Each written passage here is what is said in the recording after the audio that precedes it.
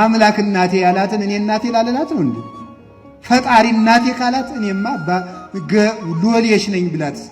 ኧረ እናትም የሆነችን በቸርነቷ ነው። አንደኛ የእግዚአብሔር ቸርነት ይገርማል። የእሱን እናት እኛም እናታችን ሲል ለነገሩ ፈጣሪ ቅናት የለበት አይደል? እንጂማ እኮ የአምላክን እናት እናቴ ማለት ራሱ እኮ ትዕቢት እኮ ነው። ትዕቢት ነው፣ አዛኝ ነው።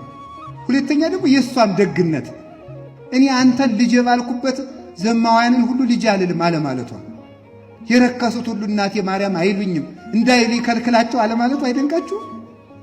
የምድር ንግሥት ብትሆን እኮ ዞር በል እኔ አንተ እናት አይደለሁም ትለን ነበር። እሷ ግን ቸር እናት ስለሆነች የመሐሪው እናት እርሪት ማርያም ለውሻ ያዘነች ስትሆን ስለሆነች እናታችን ስንላትም አናፍራ። እናትነቷ ሲበዛብን እንጂ ኧረ ወይ ጉድ! ወይ እናት አልልም ማለት። ስለዚህ እመቤታችን ምንድናት ካላችሁኝ፣ እሷ የፈጣሪ እናት የቃል ኪዳን እናታችን ናት። ቃል ኪዳኑ ተፈጽሞ አምላክ የተወለደባት ስለሆነ የአምላክ እናት የሆነችለት የፍጡራን እናት ሆነች። የፈጣሪ እናት ስትሆን የፍጡራን እናት የሆነችው ያን ጊዜ ነው። የፈጣሪን እናት እንድናደርግ የፈቀደልን እግዚአብሔር የተመሰገነ ይሁን።